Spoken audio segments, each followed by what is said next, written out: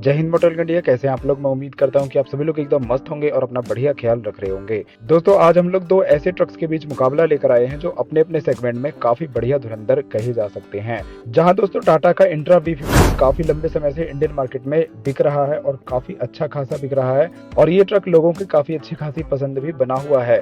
वहीं दोस्तों आइशर का प्रो एक्स इसे लॉन्च हुए भी अब लगभग साल भर हो चुका है। तो दोस्तों देख लेते हैं कि आइशर प्रो एक्स डीजल और टाटा इंट्रा V50 डीजल में से कौन सा ट्रक आपके बिजनेस के लिए बढ़िया रहने वाला है। भाई आज मेरा गला बिल्कुल भी ठीक नहीं है, तो अगर आपको आवाज में थोड़ी सी दिक्कत महसूस हो तो उसके लिए मैं आपसे माफी चाहूंगा। इसके लिए आज आप लोग थोड़ा बहुत एडजस्ट कर लीजिएगा। लेकिन दोस्तों गला खराब है तो क्या हुआ, आपके लिए इन्फॉर्मेशन लाना तो मेरा हमेशा ही फर्ज है और इस चैनल पर आपको ऐसी ही इन्फॉर्मेशनल वीडियोस देखने को मिलती रहे, इसलिए दोस्तों आज बिना सब्सक्राइब किए चैनल को मत जाइएगा। जल्दी से हमारे 10,000 सब्सक्राइबर्स करा दीजिए ताकि आपको ऐसी ही और भी इंटरेस्टिंग वीडियोस मैं शोरूम्स पर जाकर लाइव दिखा सकूं। अब बात कर लेते हैं दोस्तों वीडियो की और बात करते हैं इस मुकाबले के पहले राउंड की और सबसे पहले कंपैरिजन कराते हैं दोनों ही गाड़ियों के प्राइसेस को। सबसे पहले बात कर लेते हैं इंट्रा V50 की, तो इसका हम लोग 2600 CLB वेरिएंट लेने वाले हैं। CLB का मतलब होता है कैबिन विद लोड बॉडी। ये वेरिएंट आपको लगभग 9,40,000 रुपए की एक्शन कीमतों में देखने को मिलता है और यही वेरिएंट आपको लगभग 10.5 लाख रुपए की ऑन रोड कीमतों में देखने को मिलता है। भाई ऑन रोड कीमतें आपकी सिटी और स्टेट के हिसाब से थोड़ी बहुत ऊपर नीचे हो सकती हैं, तो इसलिए असलियत में जानने के लिए आपको अपने नजदीकी शोरूम में ही जाना होगा। इंट्रा के बाद दोस्तों बात कर लेते हैं आइशर प्रो एक्स की, तो इसका हम लोग 3.5 टन वाला FSD वेरिएंट लेने वाले हैं। FSD का मतलब होता है दोस्तों फिक्स साइज डैक, यानी कि जिस ट्रक में आपको पीछे एक डैक बॉडी देखने को मिलती है। हालांकि दोस्तों आपको दोनों ही गाड़ियों में डैक बॉडी देखने को मिलती है। इसकी एक्सशोरूम कीमत आपको लगभग 8,85,000 रुपए देखने को मिलती है और ये वेरिएंट आपको लगभग 9,90,000 रुपए की ऑन रोड कीमतों में देखने को मिलता है। तो भाई ऑन रोड कीमतों के हिसाब से बात करी जाए तो यहाँ पर टाटा का इंट्रा V50 आपको लगभग 60,000 महंगा मिलता है आइशर के प्रो एक्स के मुकाबले। तो देख लेते हैं दोस्तों इस 60,000 रुपए की महंगाई में आपको टाटा इंट्रा में क्या कुछ ऐसा एक्स्ट्रा मिल जाता है जो इस ट्रक को खास बनाता है, या फिर ये 60,000 रुपए टाटा ने व्यर्थ के बढ़ाए हुए हैं। तो चलिए दोस्तों बात करते हैं इस मुकाबले के दूसरे राउंड की और कंपैरिजन कराते हैं दोनों ही गाड़ियों की लुक्स और डायमेंशंस के बीच। भाई लुक्स के मामले में तो अनडाउटेडली मुझे टाटा का इंट्रा काफी ज्यादा पसंद आता है। इनकी इंट्रा सीरीज के मुझे सारे ही ट्रक पसंद आते हैं, चाहे आप 10 की बात कर लीजिए, 20 की बात कर लीजिए, 50 की बात कर लीजिए, सारे ही ट्रक्स की लुक्स आपको एक जैसी ही देखने को मिलती है और काफी अच्छी लुक्स भी लगती है। वहीं दोस्तों आपका आइशर का प्रो एक्स थोड़ा सा पुराने डिजाइन वाला लग सकता है, लेकिन इसकी लुक्स भी बहुत ज्यादा बेकार नहीं है। हालांकि दोस्तों कमर्शियल पिकअप ट्रक्स में लुक्स बहुत ज्यादा मैटर भी नहीं करती हैं। बाकी आप लोग अपने हिसाब से देख लीजिएगा, क्योंकि दोस्तों लुक्स को लेकर सभी की चॉइसेस अलग अलग होती हैं। लुक्स के बाद दोस्तों बात कर लेते हैं जरूरी चीजों की, यानी कि दोनों ही गाड़ियों के डालों की, दोनों ही गाड़ियों की लंबाई चौड़ाई ऊंचाई, इन सभी चीजों की बात कर लेते हैं। तो इन दोनों ही गाड़ियों के डायमेंशन आपको स्क्रीन पर शो हो रही होंगी। आप लोग देख लीजिए कि लंबाई चौड़ाई ऊंचाई के मामले में कौन सा ट्रक बेहतर है। सबसे पहले दोस्तों ओवरऑल लंबाई चौड़ाई की बात कर लेते हैं, तो यहाँ पर काफी अच्छी तरह से प्रो एक्स बाजी मार लेता है। ये आपको लगभग 366 mm ज्यादा लंबा, 56 mm ज्यादा चौड़ा और 67 mm ज्यादा ऊंचा देखने को मिलता है इंट्रा V50 के मुकाबले। और दोस्तों इसकी ग्राउंड क्लियरेंस भी आपको लगभग 45 mm ज्यादा मिलती है इंट्रा V50 के मुकाबले। वहीं दोस्तों बात अगर व्हील बेस की करी जाए तो यहाँ पर भी प्रो एक्स ही आगे रहता है। ये आपको लगभग 130 mm की ज्यादा व्हील बेस दे देता है इंट्रा V50 के मुकाबले। तो भाई यहाँ पर टाटा इंट्रा V50 को बुरी तरह से धो दिया है इसने ओवरऑल डायमेंशंस के मामले में। तो भाई इंट्रा V50 में आपको 60,000 रुपए ज्यादा देने पर भी ये आपको प्रो एक्स के मुकाबले छोटा ही देखने को मिलता है। लेकिन दोस्तों बात यहाँ पर खत्म नहीं होती है। अब बात कर लेते हैं दोनों ही गाड़ियों के डैक यानी कि डालों की और देख लेते हैं कि दोनों ही गाड़ियों के लोडिंग एरिया कितना ज्यादा बड़ा आपको देखने को मिलता है। तो ये डायमेंशंस भी आपको स्क्रीन पर शो हो रही हैं। आप लोग देख लीजिए कि दोनों ही गाड़ियों के डालों में आपको कितना कुछ मिल जाता है। अगर बात करी जाए अंतर की तो यहाँ पर दोस्तों इंट्रा V50 का डाला आपको लगभग 1391 mm ज्यादा लंबा मिलता है आइशर के प्रो एक्स के मुकाबले। वहीं दोस्तों आपको डाले की चौड़ाई में प्रो एक्स ज्यादा बाजी मारता हुआ दिखाई देता है। इसके डाले की चौड़ाई आपको लगभग 130 mm ज्यादा मिलती है इंट्रा V50 के मुकाबले। वहीं दोस्तों डैक की ऊंचाई इंट्रा V50 में कुछ भी क्लियरली मेंशन्ड नहीं है, इसलिए दोस्तों मैंने उसे यहाँ पर इंक्लूड नहीं किया है।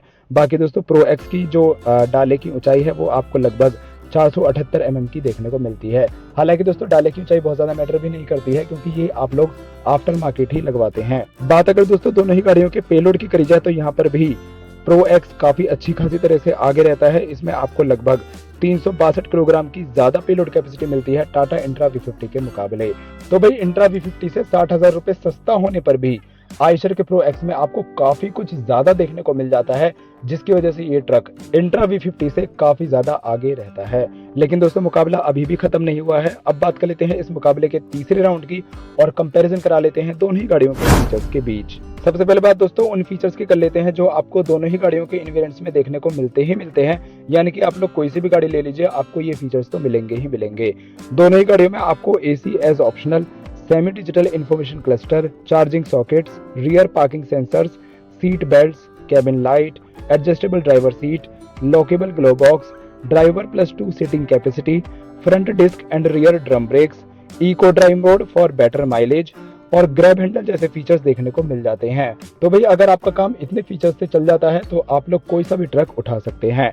अब बात कर लेते हैं उन फीचर्स की जो आपको एक ट्रक में तो मिल जाते हैं लेकिन दूसरे में नहीं मिलते हैं।